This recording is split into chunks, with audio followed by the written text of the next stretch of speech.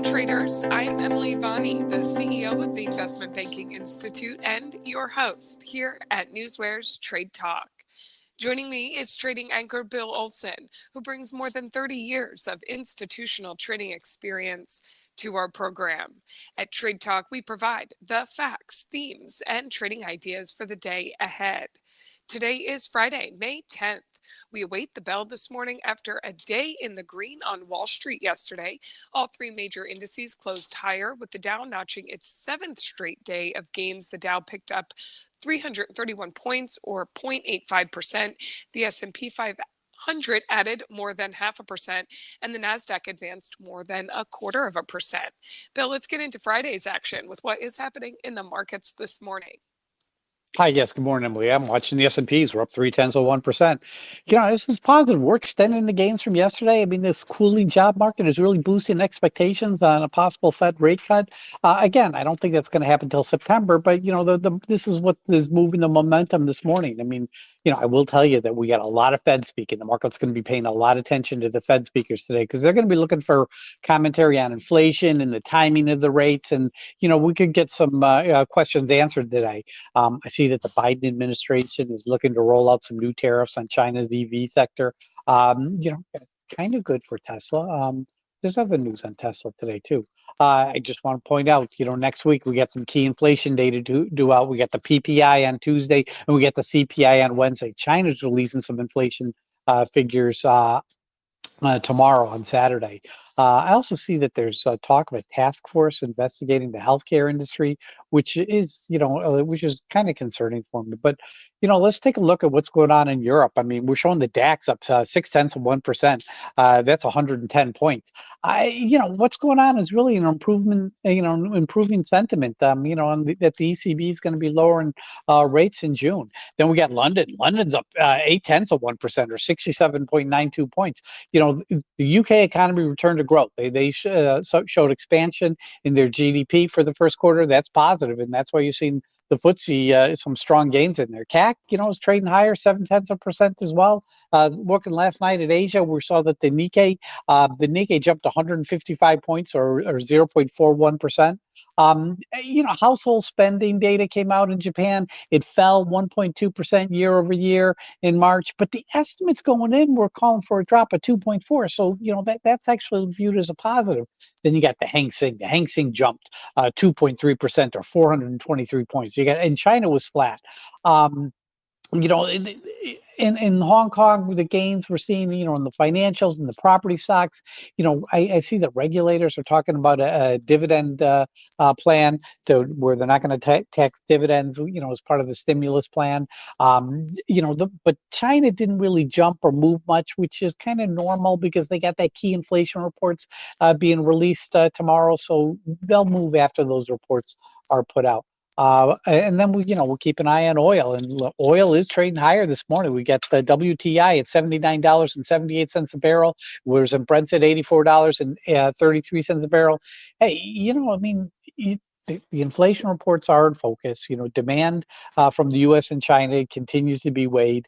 Later this afternoon, we get the Baker Hughes rig count coming out. So those are some things to watch for. But that's my update for you this morning, Emily. Bill, as we digest all of that information, we're going to get to some details on the day here, including earnings action. You did give a mention of some of those economic events and then the day's other market moving headlines. So we prepare for Friday trading. Let's turn first to earnings action. Bill, what is going on there? Well, let's start off with a commie, ticker AKM, Apple Kilo Apple Mary. They delivered a beat on 3 cents, but it was done on lower revenue. And, the stock's down 8.61%.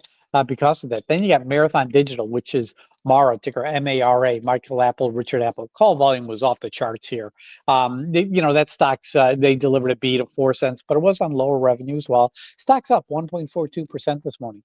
And then you got JFrog, ticker FROG, which delivered a beat of 2 cents on higher revenue, which was good to see. And then upcoming on Monday, we got Tencent coming out Monday morning. That's ticker TME, Time Michael Edward. Their EPS was 14 cents. Expected move is 7.70%. And then in the afternoon, you get Stone and Company, ticker STNE, Sam, Tom, Nancy, Edward. Their EPS is 28 cents with an expected move of 10.31% when they report Monday afternoon, Emily. Quick note here, Bill. JFrog was your pick of the day yesterday. They did beat on higher revenue. We're going to see what is going on with the stock this morning later in the show. Now to the day's economic events. You did mention that Baker Hughes rig count.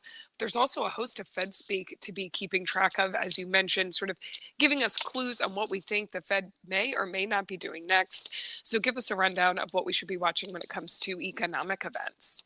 Okay, at 10 a.m. we get the University of Michigan's consumer sentiment data scheduled for release, and at 1 p.m. we have the Baker Hughes rig count figures coming out. In terms of Fed speak, 9 a.m.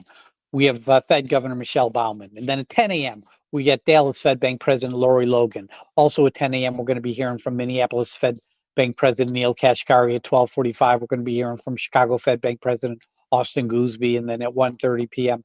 we're going to be hearing from Fed Vice Chair of Supervision, Michael Barr. I also hear that, Kashkari and Goolsbee may be doing an interview this afternoon at 2 p.m., something to keep an eye on.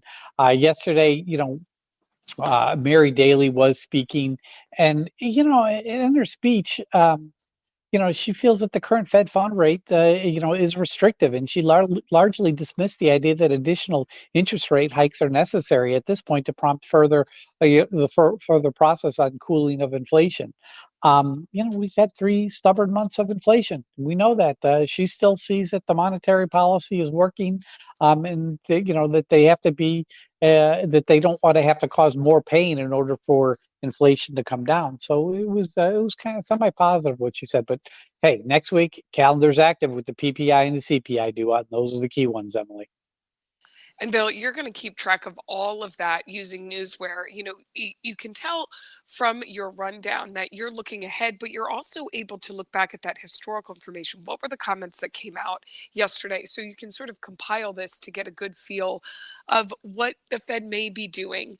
You're, again, keeping track of all of this using your NewsWare, breaking it down into those alerts for your Fed speakers, for those economic events, of course, for your earnings announcements. But you're also breaking the news down into things like merger news, guidance news, shareholders meetings, buyback news. You look at stocks grouped together like your FANG stocks, your Dow 30 stocks. So, Bill, what else do you see is possibly moving the markets today? I'm just doing a quick data check. I'm looking at my Dow stocks. I'm showing, 4 lower, 18 higher, the rest unchanged. I mean, we really look to be opening up positive today. You got Amazon and Apple trading higher, as well as Netflix, Meta, and Tesla. The only real weakness there is Google. So, that's kind of interesting to me.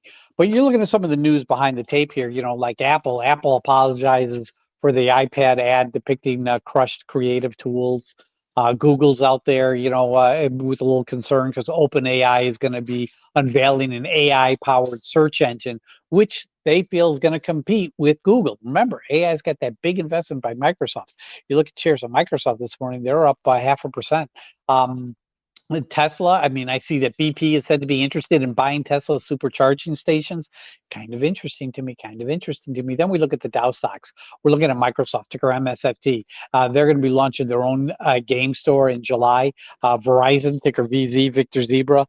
They're said to be in talks with T-Mus about carving up the U.S. Cellular's access to the airwaves.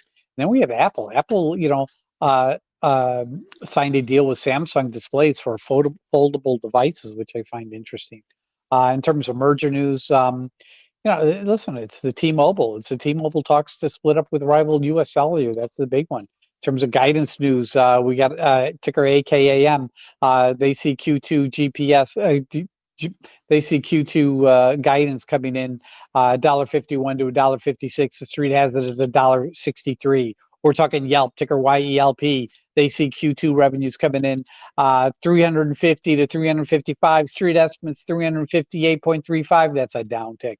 talking shareholders meetings, talking Marriott International, ticker MAR, Michael Apple Richard. They're having a shareholders meeting today at 8:30 a.m. We're talking Colgate Palmolive, ticker CL, Charlie Larry. They're having their shareholders meeting at 10 a.m. And then Western Digital Corp, ticker WDC, William David Charlie. They're having a shareholders meeting today at 11 a.m. In terms of buyback news, AKAM, they announced a 2 billion share buyback. Honda, they may be repurchasing up to 3.7% of the outstanding shares. So yeah, that's interesting. That's what I have for you in terms of news hitting the tape this morning, Emily. This is the type of data that Newsware delivers daily. It's factual, it's market moving, and our alerting functions bring it to your attention as it happens. Go to www.newsware.com now and sign up for the trial and see for yourself the benefits that professional Newswire delivers. It is now that time of the show for the Trade Talk pick of the day. Bill, what do you have for us to round out this week? Going with Verizon, ticker VZ, Victor Zebra. I think that carving up those U.S. cellular airways is really a net positive for the stock, and I think we're going to be able to see at least a 1% gain in it. But the trick is to get in at a good price. I'm looking at yesterday's call volume, and it was very positive. It was strong. I mean, we're talking 30,000 calls versus 13,000 puts. That's 2 to 1. You got to like that. And then you look at the open interest, 503 versus 503K versus 418K. That's positive as well. So that's good. Review what the brokers are saying. Hey, they are positive. They're rating the stock a buy. The majority of the major ones. One has it as equal weight. The rest have it as buy, and they are raising price targets. So that's good to see.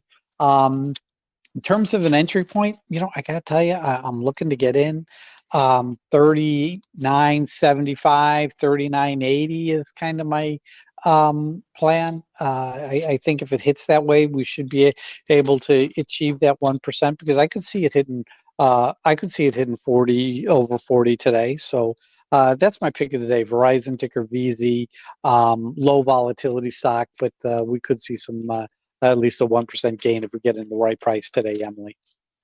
Verizon it is today. We'll follow that along with you. Looking for that entry price. And coming up, we will do that recap on yesterday's pick of the day. So stick with us. But ahead of that, let's take a look at the current breaking headlines that have hit the tape in our hot off the press segment. Bill, take it away. Here's some Ford's CFO, John Laurer. He's going to become vice chair. Interesting. United Bank shares, that's ticker UBSI. They're going to be acquiring Piedmont Bancorp for $267 million. Moderna, ticker mRNA. The FDA does not expect to complete its BLA review by May 12th. Ooh, it's a pushback. Pushbacks are never good with FDA decisions. Tesla, potential approval for Tesla's self-driving car in China comes with a host of unknowns. Let's see, what else do we have here? Bostic sees only one single quarter point cut likely coming later this year. He's the Fed Bank president from Atlanta. NVAX, Nancy Victor, Apple X-Ray, Norvax, and Stefani enter into an exclusive COVID-19 vaccine licensing agreement. That's positive for NVAX. Let's see what else we got here. What other stories are hitting the tape? SBGI, Sam Boy Grace India, Sinclair Broadcasting. They're exploring to sell roughly 30% of their broadcast stations. Tesla BP is said to be interested in buying Tesla's supercharging stations. Yeah, I know. Legend Bio is releasing earnings on Monday morning. LEGN. Expect to move $3.66. Boot Barn is releasing on Tuesday. Expect to move is $12.84 when they release. Kohl's, KSS, a big spike in volume yesterday. That's interesting. And Victoria's Secret ticker VSCO, they pre-announced Q1 results, which were ahead of estimates, which is pretty shocking. Pilgrim's Pride PPG federal judge on Thursday said it must face claims on behalf of tens of thousands of chicken growers that it conspired with other poultry producers to underpay them by hundreds of millions of dollars. These guys in the chicken industry, that's a racket, and they're going after healthcare. Ford auto safety regulator said it's opening up a evaluation into a number of Ford vehicles following complaints alleging diesel fuel tanks leak. That's all I'm seeing this morning, Emily. Okay, Bill, before we get to trading on this Friday and sign off for the weekend, let's do that check-in on yesterday's pick of the day, which was JFrog. We did point it out earlier in the show during your earnings rundown. After the bell yesterday, the company did report earnings. It reported a first quarter EPS of 16 cents. That was 2 cents better than the analyst estimates. As you told us, revenue for the quarter came in at $100.3 million versus the consensus of $98.62 million. They also offered some guidance. They see Q2 2024 revenue of $103 million to $104 million. Analysts were looking for $103.1 million, so close to spot on there, a decent report, but good wasn't quite good enough this morning. But Bill, how did your call work out? Listen, look at the numbers here. The stock opened up at $40.95, and it actually fell down to $40.12. And by the time it closed, it actually closed at $40.74. So, it did have volatility in there. And then after the close, I mean, I saw it hit $44 on the bid, because that report was positive. But you know what? They released a very good report last quarter. This quarter just wasn't good enough, and the stock's down now. 5% this morning, which is really shocking to me. Was there a chance for a gain? Yeah, I didn't make one. I mean, I shouldn't say I didn't make one. I sold out of most of my positions before the earnings release came out, so I made money in it. But for the stock, and I was trying to sell the rest at 41 something after the market, and I did get filled.